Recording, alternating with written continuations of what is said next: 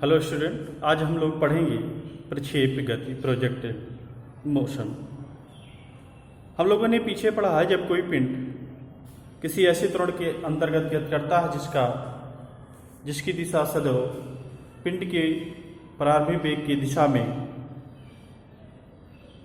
हो, या कह सकते हैं उसके समांतर होती है, तो पिंड एक का वेग जो है वेग का परिमाण समय के साथ साथ बदलता रहता है, परंतु दिशा उसकी नहीं बदलती।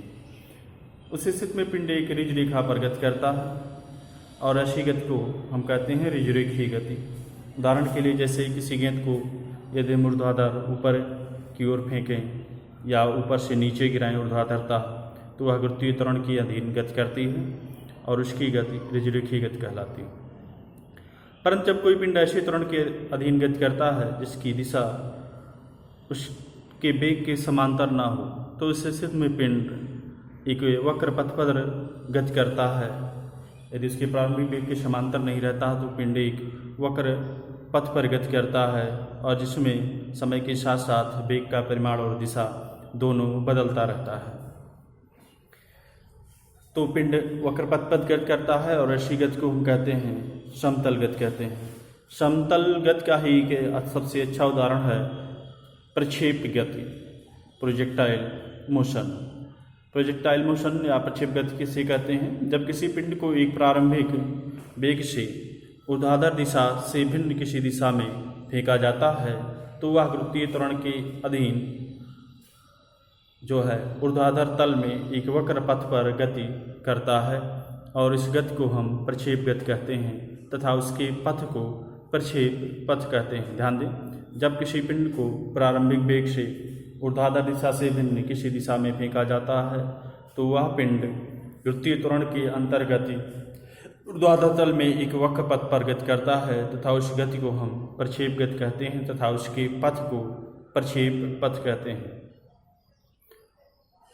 आप लोगों ने भी फेंका होगा, जैसे पत्थर फेंकते हैं आप,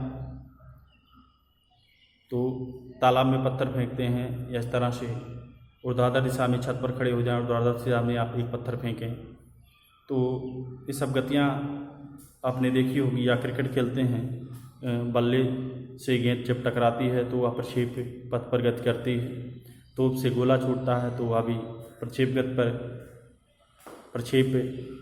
पथ पर ही गति करता है, यानी उसकी गति प्रक्षेप गति होती है। ईंधन समाप्त हो जाने के बाद रॉकेट जब गिरने लगता है तो उसकी गति भी प्रक्षेप गति होती है। हवाई जहाज से गिराए गए बम की गति भी प्रक्षेप गति होती है। तो इस तरह की गति ये प्रक्षेप गति के उदाहरण हैं। इस तरह की गतियाँ प्रक्षेप गति में हम ध्यान दें, दो सरल गतियों में विभाजित किया जा सकता है प्रक्षेप गति को।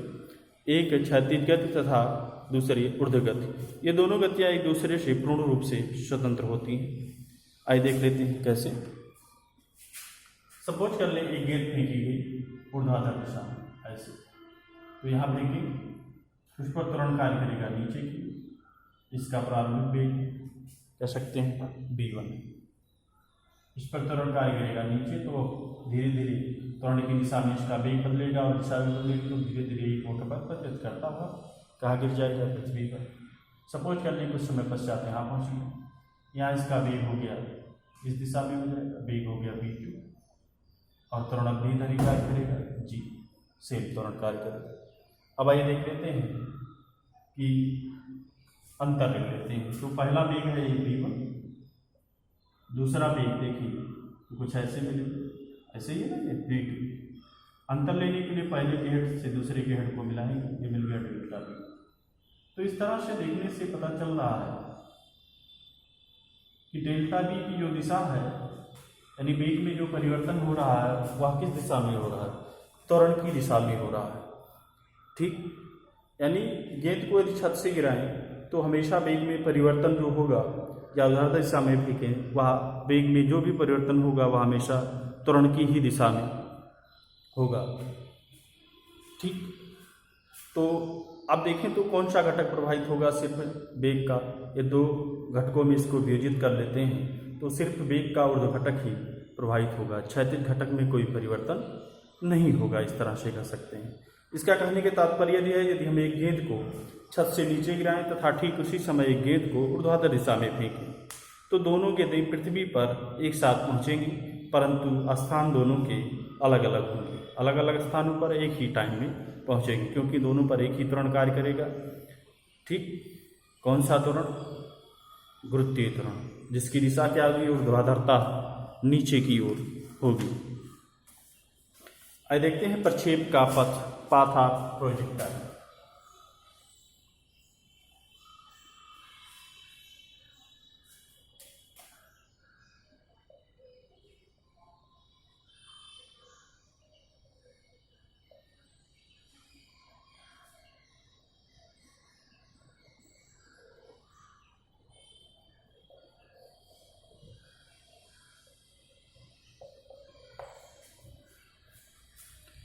मान लेते हैं तोप द्वारा एक पिंड को क्षैतिज से थीटा कोण पर यू वेग से छोड़ा जाता है, या कह सकते हैं थीटा 0 कोण पर यू वेग से पहुंचा जाता है। पिंड का प्रक्षेपण बिंदु जो है वो मूल बिंदु है। क्षैतिज रेखा हुई एक्स है और ऊर्ध्वाधर रेखा वाई है। ठीक है, क्षैतिज रेखा, यहाँ ऊर्ध्वाधर रेखा, ये मूल बिंदु है। यहाँ से एक पिंड को खींचा जाता है, किस वेग से? प्रारंभिक वेग u से। प्रक्षेपण कोण कितना है? थीटा 0। अब पिंड किस वेग के अधीन गति करेगा? वह गुरुत्वीय त्वरण के अधीन गति करेगा, सॉरी वेग नहीं त्वरण। और इस स्थिति में एक ऐसे पथ पर गति करता हुआ नीचे की ओर, यहाँ इसका प्रारंभिक वेग u।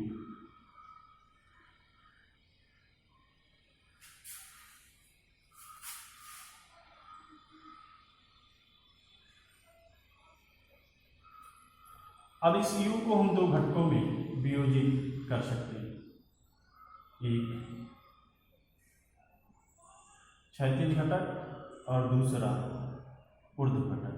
क्षैतिज घटक होगा आपका ux, और चूंकि इस कोण के लिए लंब होगा ये आधार, तो आधार बराबर होता है कर्ण इंटू साइन थीटा, ये कर्ण है तो यह आ जाएगा u cos थीटा। आधार बराबर कर्ण इंटू cos थीटा होता, सॉरी आधार बराबर कर्ण इंटू cos थीटा। दूसरा होगा इस कोण के लिए लंब होगा, इसको हम uy से नोट करेंगे, y डायरेक्शन में है, uy बराबर आ जाएगा u साइन थीटा। यहाँ हम त्रिकोणमिति का प्रयोग कर रहे हैं और त्रिकोणमिति से ज्ञात करें तो एक आ जाएगा u cos थीटा क्षैतिज घटक, और ऊर्ध्व घटक आ जाएगा u साइन थीटा। तो अब यहाँ प्रारंभिक वेग को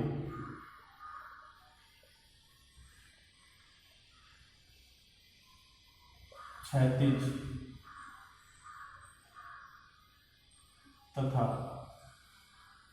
ऊर्ध्व घटकों में वियोजित करने पर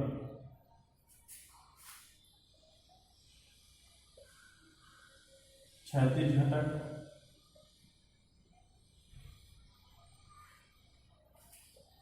ux बराबर आ जाएगा u cos थीटा 0 होगा, 0 है, और ऊर्ध्व घटक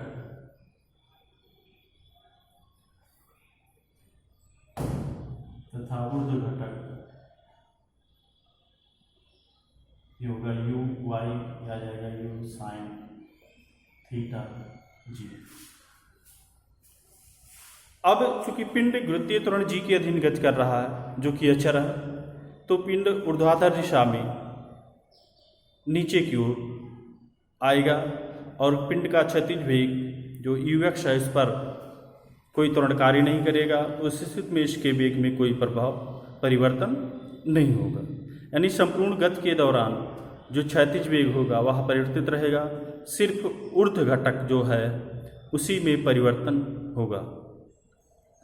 क्यों? गुरुत्वीय त्वरण के कारण। गुरुत्वीय त्वरण ऊर्ध्वाधर दिशा में कार्य कर रहा है, इसलिए ऊर्ध्वाधर वेग का जो घटक है उसी में सिर्फ परिवर्तन होता है। अब मान लेते हैं प्रक्षेपित करने के पश्चात t समय में क्षैतिज दिशा में विस्थापन x है।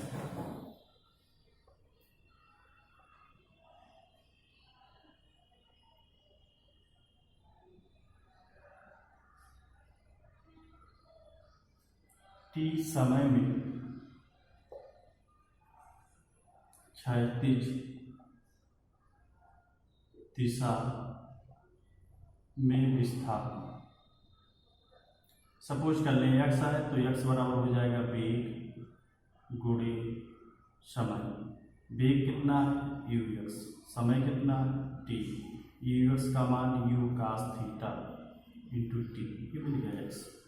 समीकरण 1। ठीक। अब ऊर्ध्व दिशा में विस्थापन, ऊर्ध्व दिशा में विस्थापन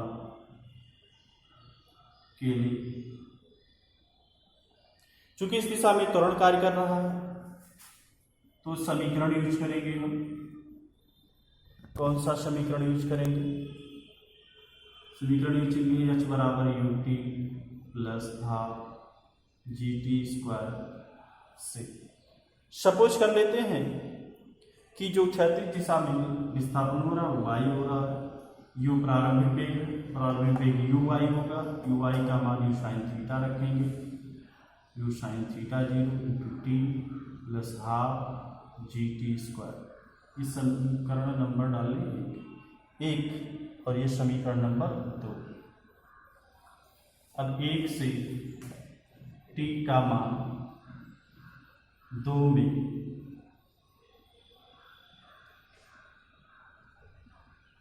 रखने पर, समीकरण 1 से t का मान ज्ञात करके कहाँ रख दें? 2 में रख दें।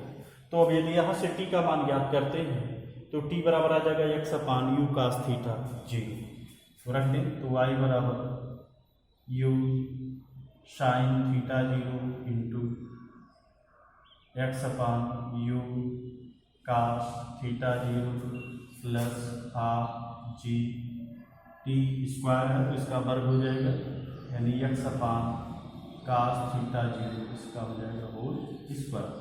और सरल कर लें तो u से u कैंसिल, x आगे आ जाएगा, साइन थीटा 0 अपान cos थीटा 0, इसकी वैल्यू हो जाएगी टाइन थीटा 0।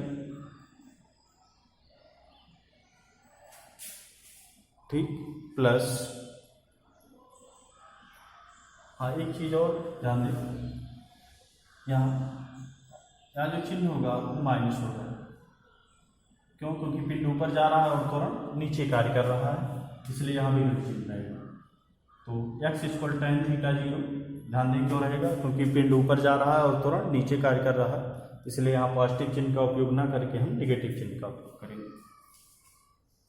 तो ये हो गया जी एक्स स्क्वायर अपान यहाँ छूट गया u, तो ये हो जाएगा u स्क्वायर काश स्क्वायर थीटा 0 और साथ में 2, ये मिल गया समीकरण। अब इस समीकरण को देखें यदि, तो एक पक्ष में एक घातीय है जो चर है आपका, और दूसरे पक्ष में जो चर है x दो घातीय है। तो जब भी ऐसा समीकरण मिलता है कि एक पक्ष एक चर एक घातीय हो और दूसरा चर दो घातीय हो, द्विघात हो, तो ऐसे समीकरण को हम कहते हैं द्विघात क्वाड्रेटिक समीकरण कहते हैं। और जब एक चर एक घातीय दूसरा दो घातीय होता है तो वह समीकरण जो है एक परवलय को प्रदर्शित करता है, अर्थात यहाँ प्रक्षेप का पथ कैसा मिला? परवलयाकार होता है। अर्थात क्या मिला यहाँ से? प्रक्षेप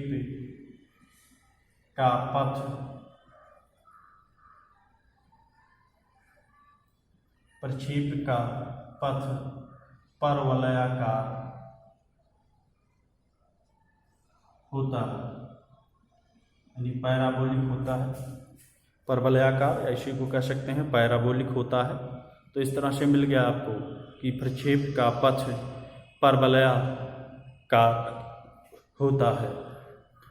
तो इस तरह से आप प्रक्षेप पथ ज्ञात कर सकते हैं। अब आइए देखिए, यहाँ एक पॉइंट मिलता है, एक पॉइंट यहाँ मिलता है मैक्सिमम हाइट होती है, ठीक, अधिकतम ऊंचाई होती है, और ये यदि दूरी h है तो यहाँ घटक पर विचार करें तो एक ही घटक सिर्फ पाया जाता है यहाँ वेग का, और वो घटक होता है सिर्फ क्षैतिज घटक। यानी यदि यहाँ वेग v है तो ये बराबर होगा bx के, लेकिन u y यहाँ क्या हो जाता है? 0 होता है, और तो घटक 0 हो जाता है। क्यों? क्योंकि कोई पिंड अपने अधिकतम ऊंचाई तक पहुंच चुका होता है और अधिकतम ऊंचाई पर पहुंचने के पश्चात अब पिंड ऊपर नहीं जाता, यानी ऊपर की दिशा में उसका वेग एक क्षण के लिए कह सकते हैं शून्य हो जाता है और पुनः वह नीचे गिरना प्रारंभ कर देता है। ये पॉइंट आपका पी है।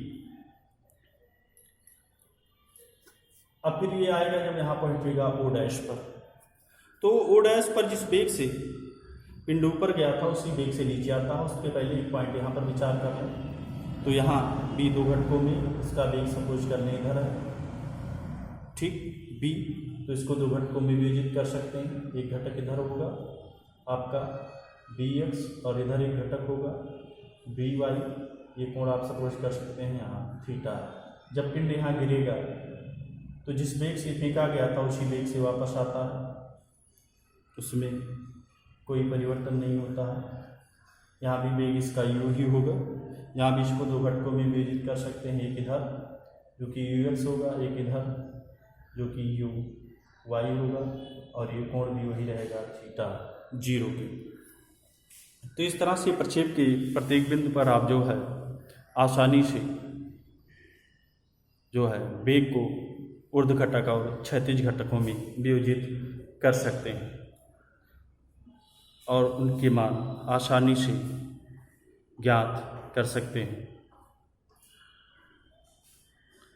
तो इस तरह से देखा हमने कि प्रक्षेप का पथ परवलयाकार होता है।